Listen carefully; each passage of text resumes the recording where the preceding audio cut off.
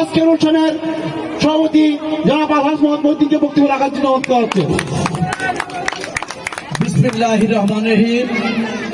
আজকের মত বিনিয়োগ সভায় সম্মানিত প্রধান অতিথি, 9 আসনের প্রার্থী আলহাজ আবু সুফিয়ান ভাই উপস্থিত আছেন, নগর, থানা, ওয়ার্ড ও এলাকার নেতৃবৃন্দ, আসসালামু আলাইকুম।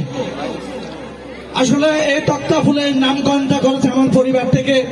এটার তক্তা ফুলটা হয়েছে, করানো হয়েছে আমার পরিবার, আমার বাবা করেছেন। এটা হয়তো অনেকে জানেন।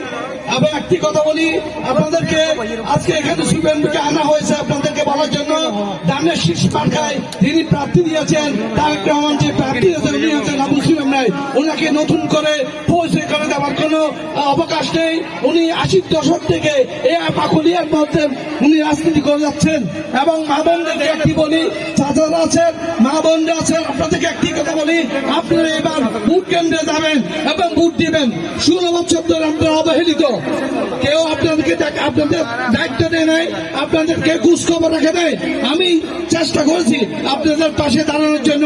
এবং আমি একটা কথা বলবো, সুফিয়ান ভাই যদি এমপি হয়, যদি মিনিস্টার হয়, আপনাদের পাকুলিয়ার যে আজকে তক্তা ফুলের যে অসমাপ্ত যে কাজ, প্রয়োজনীয় কাজগুলো রয়েছে, ইনশাল্লাহ আমি ওনাকে বলে কথা দিচ্ছি, ধরে আমি করাই দিব এগুলো।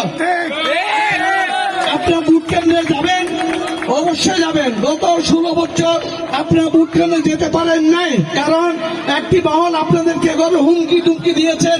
এবার ভোট কেন্দ্রে আপনাদেরকে দেওয়ার দায়িত্ব হচ্ছে আমাদের, আমরা দেব। আমাদের একটা কমিটি আছে, ওনারা নেবেন। এই এলাকার যারা দায়িত্ব থাকবে তারা নেবেন।